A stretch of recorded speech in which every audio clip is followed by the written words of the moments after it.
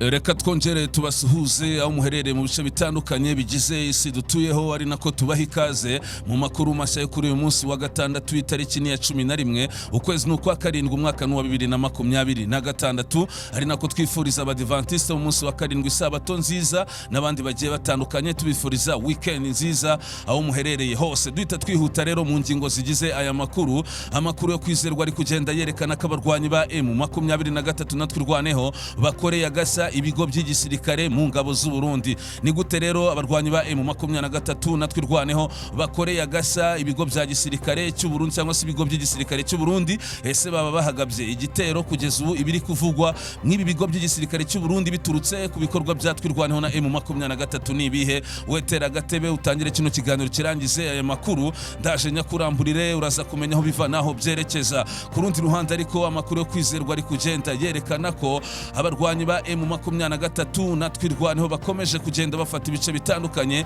nyuma yo gufata agace ko kwa Murima. Ubu ngubu amakuru ari kugenda yerekana ko hari akandi gace gakomeje kugira panike, ndetse abarwanyi ba M23 bashobora kuza kugafata isaha iyo ariyo yose. Gusa muri aka gace hashizweho amabwiriza akomeye cyane nyuma y'aho abarwanyi ba M23 natwirwaneho bakomeje kugaba ibitero by'amadrone bigakomeza kugenda byibasira ibirindiro by'abarundi FARDC, FDLR, abacancuro muri bira bice byo mu misozi ya Minembwe hariya za Baraka ndetse na Fizi. Amakuru ari kwerekana ko igisirikare cya Repubulika ya Demokarasi ya Kongo gihise kizana ubwirinzi bukomeye cyane mu mujyi wa Baraka. Tugiye kurebera hamwe rero ubwoko bw'ubwirinzi n'impamvu igisirikare cya Kongo kizanye buno bwirinzi, niki kiri gupangwa hagati aho ngaho. Niko ku rundi ruhande umugaba mukuru w'ingabo za FARDC amaje gutangaza ko mu minsi itarenze 15 barababisubije .0, barababisubije za Rwitsa nkuko ndetse na za Mikenke. Ariko tugiye kurebera hamwe uyu mugaba mukuru w'ingabo za FARDC utangaje ko mu minsi itarenze 15 barabafashe .0 cyangwa se FARDC n'abarundi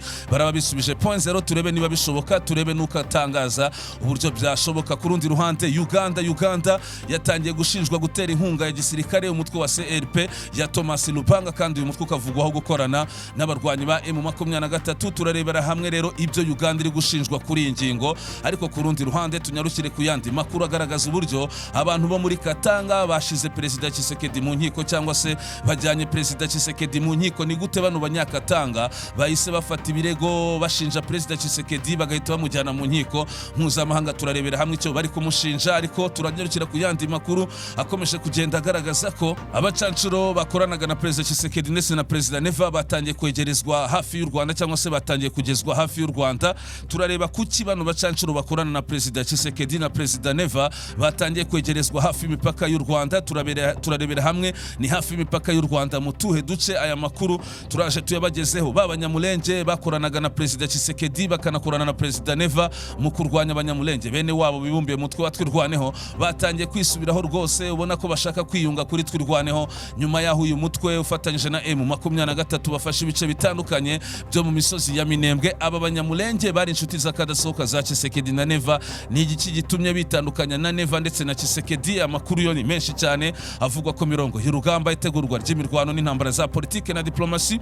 Mukanya amakuru nandi ntababwiye mu ngingo turaje tuyarebere hamwe, ariko ndagusaba kubanza gukora like kuko bituma aya makuru yacagera ku bantu benshi bashoboka. Niba ukunda rero inkuru mpamo official nturanyuze aya makuru udakoze like, mukore like muri benshi. Ariko ku rundi ruhande munakore subscribe. Dushimira cyane rwose abakoze subscribe bakinjira mu muryango mugari w'inkuru mpamo official, ndetse aya makuru akajya bagereraho igihe. Ariko nawe niba utarakora subscribe wayikora rwose kuko dufasha kwaguka. Ariko cyane mukore like muri benshi cyane rwose, nturanyuze aya makuru udakoze like. Mbere ko twihuta rero ku makuru avugwa ku mirongo y'urugamba, nkwereka uburyo abarwanyi ba M23 natwirwaneho bakoreye agasa ibigo by'igisirikare cy'u Burundi, nuko bagiye gukurikizaho utundi duce n'andi makuru akomeje kuvugwa y'imirwano n'ayandi nakubwiye mu ngingo. Reka tubanze dutumikire gato mu masegonda make.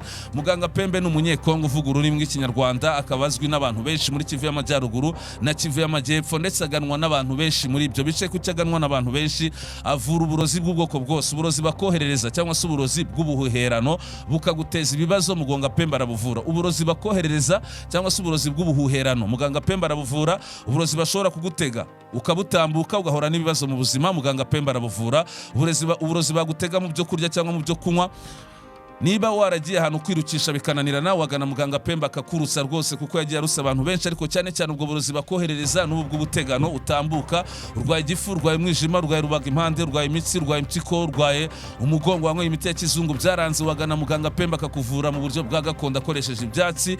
Nimero ze zikurikirana +2 4 3 8 9 8 3 9 7 0 3 3. Reka nsubiremo +2 4 3 8 9 8 3 9 7 0 3 3. Muganga Pemba akorera mu bice bitandukanye byo muri Kivu y'Amajyaruguru, muri Kivu y'Amajyepfo, ku kirwa cyo Kwijwi ndetse no muri Tanzania precisement Kigoma. Hari abantu nabonye bambwira yuko bakeneye yuko rwose tuzajya tureba muri comment tukareba ibibazo n'ibyifuzo byabo tukabisubiza.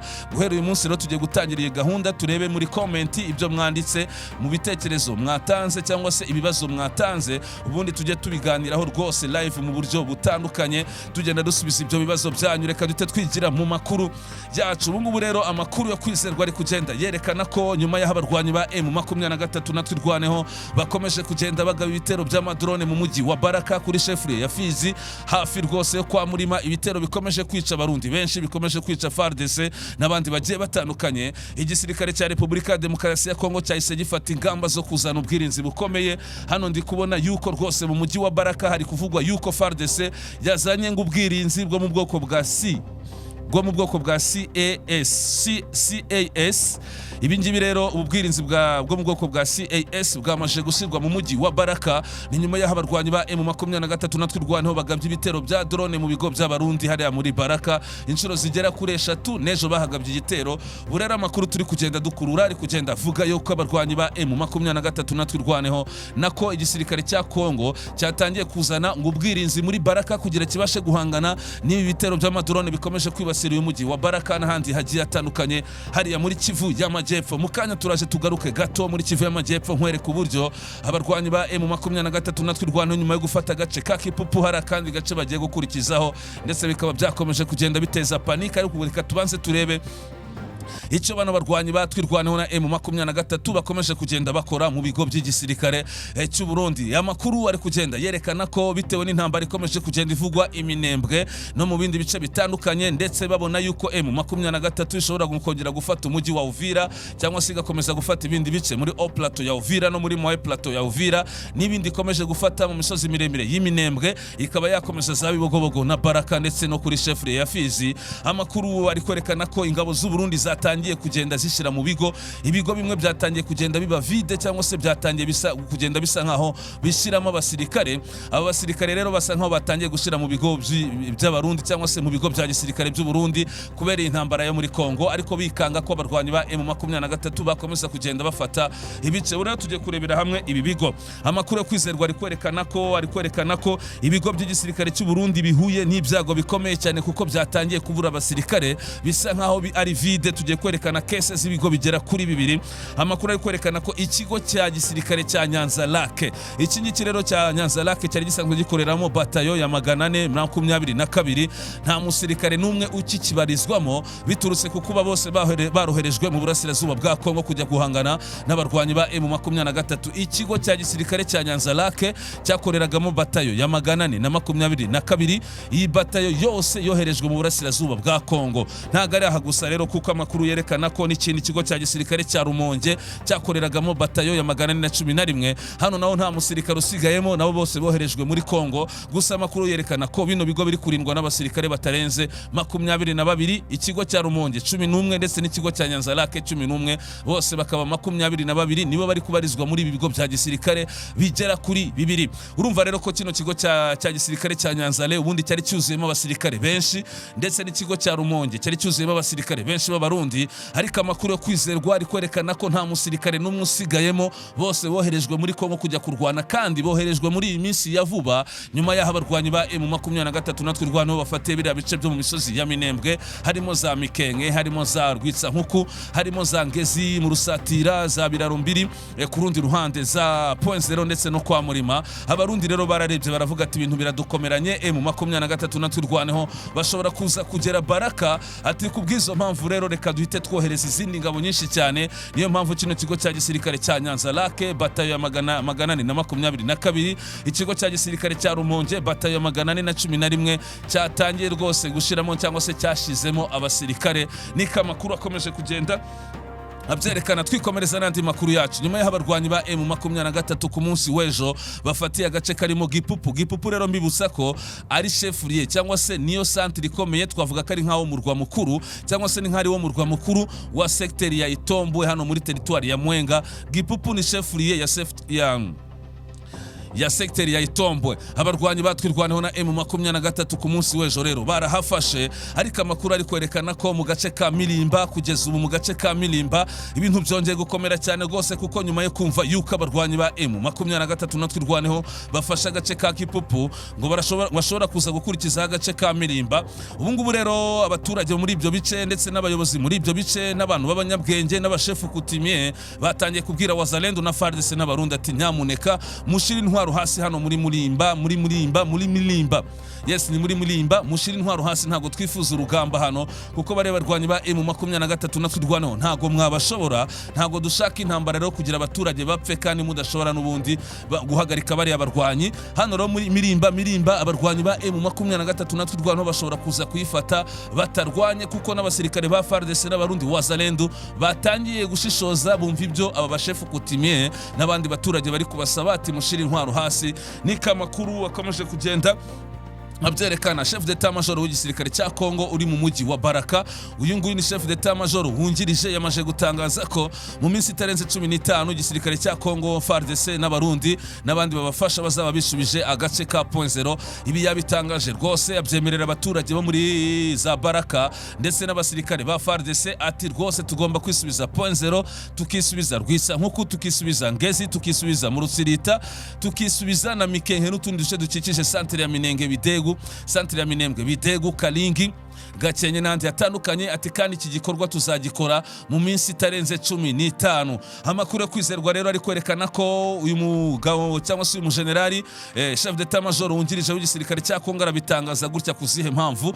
Nuko twamenya amakuru y'uko igisirikare cya Kongo n'abarundi Wazalendo P5 na za FDLR bakomeje kugenda bitoza rwose ku rwego rwo hejuru, cyangwa se bakomeje kwisuganyiriza muri za Baraka chefrie ya Fizi na za Bibogobogo kugira barebe ko bakora icyo bita contre-offensive, bisubiza ibice bahereye za Murima na za Point Zero. Ni nayo mpamvu uyu mugaba mukuru wungirije igisirikare cya Kongo wageze Baraka yatangaje ko FARDC mu minsi itarenze 15 izaba yisubije Point Zero n'ibindi bice bitandukanye. Reka dutegereze turebe, kuko abarwanyi ba M23 natwirwaneho muri biriya bice nabo bahashize imbaraga. Ngira ngo ku munsi w'ejo mwabonye uburyo bamanutse ari benshi cyane, abarwanyi ba M23 banyura mu misozi ya za Rurambo cyangwa se za Rubuga berekeza za Rurambo bamanuka mu Minembwe bagiye gutanga umusada. Ahubwo FARDC ivuga ko ishobora kuza kwisubiza ibice, niyibesi kagaba igitero muri ibi bice ishobora gutakaza Bibogobogo, ishobora gutakaza chefrie ya Fizi, ishobora gutakaza Baraka, kandi ibinda bibabwiye nzagaruka mbibagezaho. FARDC niyibesa n'abarundi bakagaba igitero byo kuvuga ngo barashaka kwisubiza Point Zero n'ahandi, birabaviramo izindi ngaruka zo gutakaza Bibogobogo, Baraka ndetse na chefrie ya Fizi, kandi ibingibi nzagaruka mbibagezaho bakunze b'inkurumamo official. Twikomereza n'andi makuru yacu agiye atandukanye. Amakuru yo kwizerwa rero ari kwerekana ko abantu bo muri Katanga batangiye kujyana President Tshisekedi mu nkiko. Reka tubanze turebe imiterere y'iyi nkuru, turebere hamwe uko bihagaze. N'amakuru agaragaza ko societe civile yo mu gace ka Katanga cyangwa se mu ntara ya Katanga yatangaje ko yatangiye gutegura ibirego, ndetse ko bino birego yamajije kubitegura, ndetse ikaba yatangiye kubijyana mu rukiko mpuzamahanga mpanabyaha rwa CPA cyangwa se ICC. Urukiko mpuzamahanga mpanabyaha rwa ICC ruherereye ruherereye mu gihugu cy'Ubuholandi. Ruherereye mu gihugu cy'Ubuholandi. Runo rukiko mpuzamahanga mpanabyaha nirwo rwaburanishije ba Thomas Lubanga, nirwo rwaburanishije abagabo barimo nirwo rufunze umugabo witwa Jean Bosco Ntaganda, muramuzi wahoze ari umurwanyi ukomeye cyangwa se kamanda w'abarwanyi ba M23. Ubu ngubu rero abanyakatanga societe civile iravuga ko batangiye kujyana President Tshisekedi mu nkiko bakamushinja ibyaha byibasiye inkonyoko muntu mu ntara ya Katanga. Abanyakatanga rero murabona ko bafite n'umutwe witwa Katakatanga cyangwa se Force Katanga pour la Liberation MDKC. Uyu mutwe wagiye ufata ibice bitandukanye ndetse ukavuga ko ukeneye ubwigenge bwa Katanga, ukavuga ko ugomba no gukuraho ubutegetsi bwa Perezida Tshisekedi, binavuga ko ufitanye imikoranire na Alliance Fleuve Congo. N'abanyakatanga rero badavuga rumwe rwose n'abantu bo muri Kasai kuva Tshisekedi agiye ku butegetsi akomoka muri Kasai. Ibintu byarushijeho kugenda bikomera cyane hagati y'umubano w'abanyakasai na Katanga, ariko Perezida Tshisekedi kubera kwishisha abanyakatanga yakomeje kugenda yongera ingabo nyinshi muri Katanga, abapolisi n'abagarde republique kugira bacungishe ijisho abanyakatanga, yibasira abanyapolitiki bo muri Katanga. Ubu rero abanyakatanga batangiye kuzamura ibirego bavuga ko bagiye kujyana Perezida Tshisekedi mu nkiko. Niko amakuru abyerekana. Amakuru ari kwerekana ko uwitwa avoka Diakiese ndetse na Bernard Mengene, avoka Diakiese na Bernard Mengene, abangaba nibo bahagarariye societe civile zo muri Katanga ku birego bagiye kurega Perezida Tshisekedi mu rukiko rwa ICC. Abangaba rero nibo bahagarariye zino societe. Perezida Tshisekedi abanyakatanga bagiye kumujyana mu nkiko, ariko bano banyakatanga bamujyanye mu nkiko mbere nyuma yuko banagaragaje yuko bifuza ubwigenge bw'intara ya Katanga. Bizagenda gute ko tubona na Kivu y'Amajyaruguru na Kivu y'Amajyepfo nabo bakomeza kugaragaza ibimenyetso yuko bashobora kwigenga, cyangwa se Alliance Fleuve Congo ishobora kuzahishiraho leta yigenga. Twikomereza n'andi makuru yacu. Amakuru ari kugenda yerekana ko ubutegetsi bwa Uganda bukomeje kugenda bushinjwa gutera inkunga imitwe igiye itandukanye, harimo n'ufitanye imikoranire na Alliance Fleuve Congo, iyi bayita CRP ya Thomas Lubanga.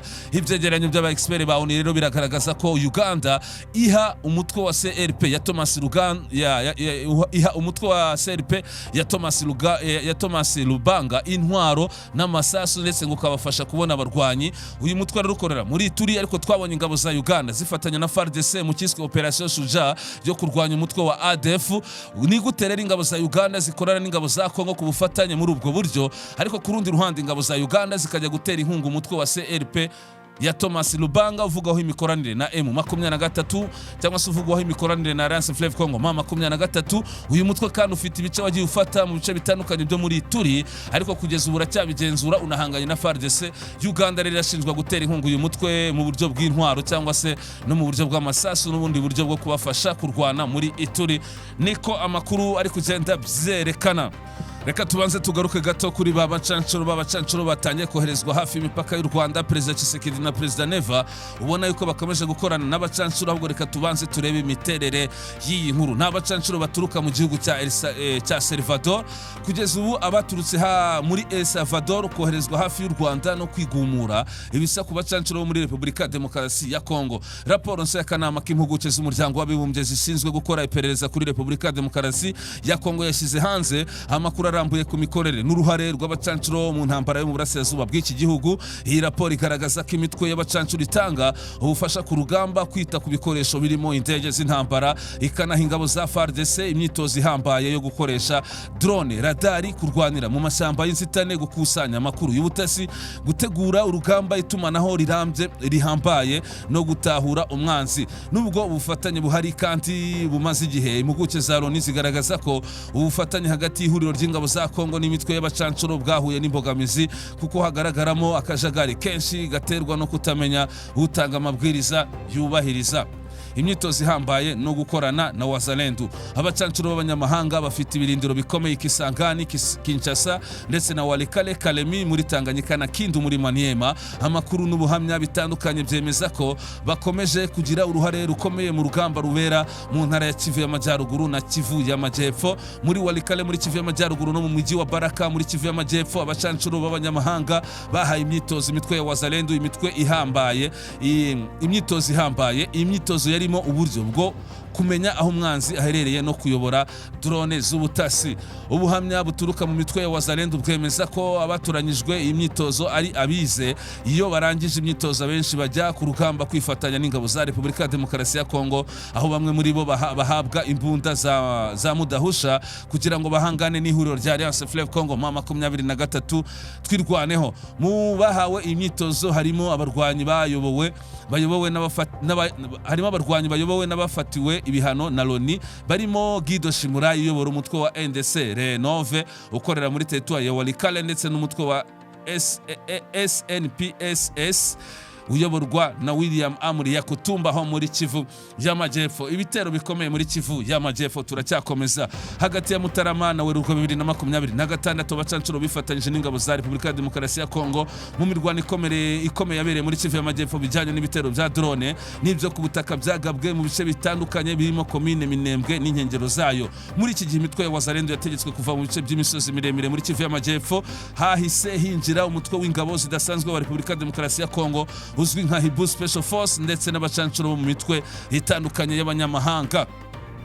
Abacancuro niboherejwe mu bice byose kuko hari abo batangaga ubufasha bwihariye mu bikorwa bikomeye birimo guhuza ibitero by'imbunda ziremeye, ibya drone ndetse n'ubufasha mu bijyanye n'ubutasi. Boherejwe kandi mu mujyi wa Uvira muri Mutarama 2026 kuwa mbere Gashyantare 2026. Ibitero byinshi bya drone byagizwemo uruhare n'abacancuro b'abanyamahanga byagabwe ku birindiro by'umutwe wa MRDP twirwaneho muri Minembwe hagati ya tariki ya 2 n'iya 8 Gashyantare. Imitwe y'abacancuro niyo yafashije abasirikare bo mu mutwe wa Hibu kwisubiza igice cya point 0, ariko ubu barongeye barahamburwa gifatwa nk'amasangano y'inzira muri mu mujyi wa Uvira, Baraka na Minembwe, ariko ubu barahambuwe. Amasezerano y'ibanga hagati ya Eric Dean Prince.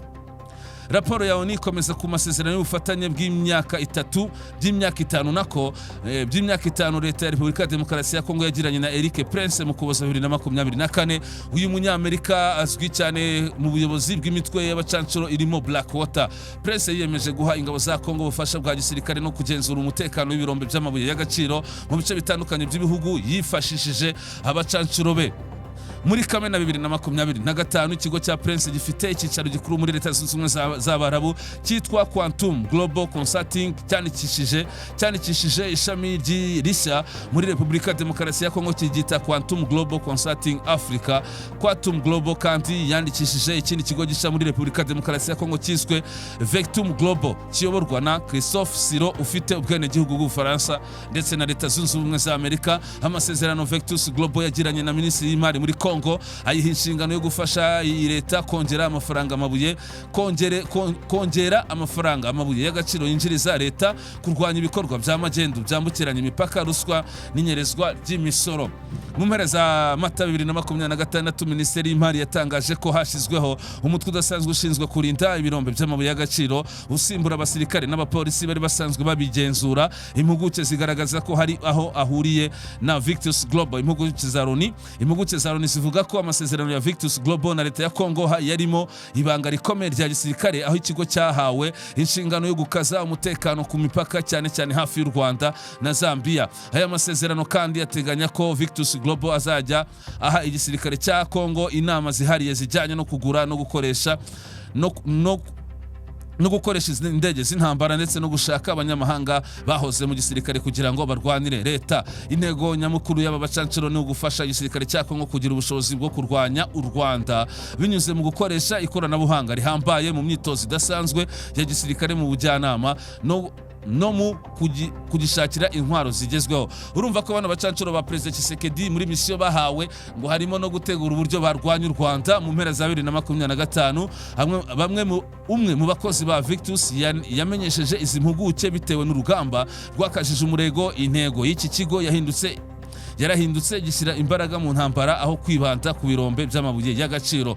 Muri Gashyantare 2026 undi mukozi wa Victus Global yasobanuye ko leta ya Kongo yari yaritabaje iki kigo mu gutegura umugambi wo kwisubiza umujyi wa Uvira wari warafashwe n'abarwanyi ba M23, ndetse ko hari abakozi bacu boherejwe muri Kivu y'Amajyepfo kugira ngo bawushire mu bikorwa. Icyakoze mu kiganirizo impuguke zagiranye na Siro muri Werurwe 2026 yahakanye yivuye inyuma uruhare rwa Victus mu ntambara, avuga ko mu masezerano impande zombi zagiranye hatarimo kujya mu rugamba. Nyamara raporo yemeza ko abatangabuhamya batandukanye barimo n'abakozi ba Victus berekanye ko ari we wari ufite inshingano zo guhuza ibyo bikorwa byose bya gisirikare. Abacancuro 300 baturutse muri El Salvador. Ikindi gice gikomeye kigaragazwa n'iyi raporo ni uburyo kuva muri Nyakanga 2025 bahoze ari abasirikare n'abapolisi muri El Salvador bagiye boherezwa imbere ku rugamba igisirikare cya Kongo gihanganyemo n'umutwe wa M23 mu ntangiriro, aho bacancuro bagombaga kujya batanga ubufasha mu bijyanye no kwita ku bikoresho bya gisirikare biri mu mujyi wa Kisangani mu ntara ya Chopo. Gusa nyuma bahinduriwe inshingano boherezwa muri Walikale, Baraka ndetse na Kalemi. Impuguke za Loni zasanze ikigo cyitwa